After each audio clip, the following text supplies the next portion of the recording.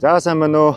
За алдар спортын хорооны тамирчин, дугуй спортын тамирчин, олон хэмжээний мастер Наранхүү байна.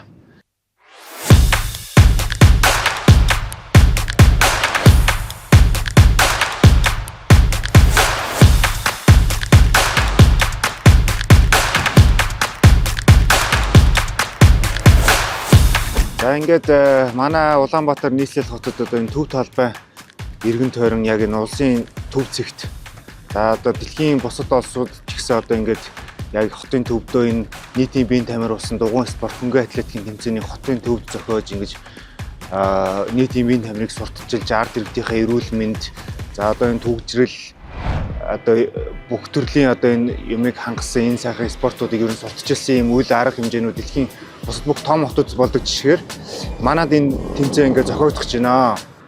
За 5 дугаар сарын 10-ны өдөр Улаанбаатар дугуйн өдрөлтийг одоо ингээд нийслэл болон дугуйн холбооноос зохиогдож байна. Ингээд за хотын төвд ингээд анх удаа одоо яг энэ дугуйн тэмцээн, хүүхдийн тэмцээн, том насан туршийн тэмцээн ингээд спортыг сурчилсан энэ том өдрлөг болж байгаа. Ингээд та бүхэн энэ өдрлөгт ингээд нээлттэй бүгдээрээ ирж сайхан нэг өдөр агаар салхинд гараад талбайд өрөө тэмцээн үзэх нь үзээд оролцоод ингээд гэр бүлээрээ энэ өдрийг ингээд сайхан өнгөрөөгөөрэй. Амралтын өдрөө ийм гоё тэмцээн дэлхийн жишгт нийцсэн энэ гоё том үйл ажиллагаа фестивал маягийн юм болох гэж байна. Дараа жилдээ илүү том олон улсын фестивал, олон улсын тэмцээн гоё юм болно гэдэгт их итгэж байна.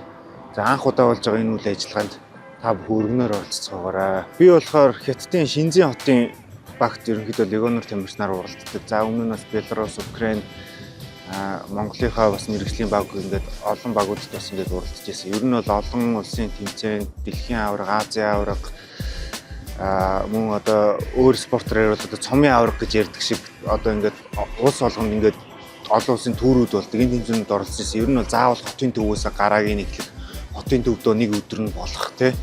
Ер нь ингээд тэр спортоо сурталчлах, ялангуяа тэр олон гадаад тамирчид энэ үйл ажиллагааг сурталчлах мөн спонсорууд одоо дэмжигч, спорт дэмжигчд одоо хотын төвд болж байгаа учраас илүү төрж оролцоход. Ер нь бол дэлхийн жишгт яг энэ хотын төв дундуур дайраа өнгөрөх ч юм уу ийм юмнууд айгүй их. Ер нь бүх тэмцээнд тэгж явдаг. Манайд энэ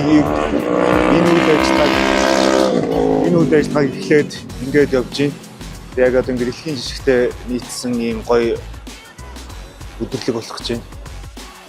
Нийслэлчүүд дугуйтай Улаанбаатарт нэгдхийг уриалж байна.